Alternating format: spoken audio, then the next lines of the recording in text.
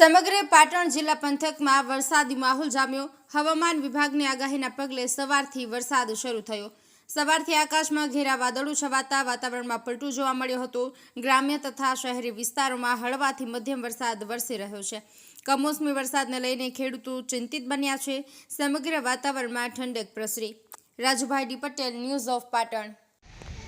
અત્યારે કમોસમી વરસાદ પડ્યો છે, એમાં આપ શું કહેવા માગો છો અને આપનું નામ શું છે? મારું નામ પટેલ પ્રકાશભાઈ પ્રભુદાસ છે।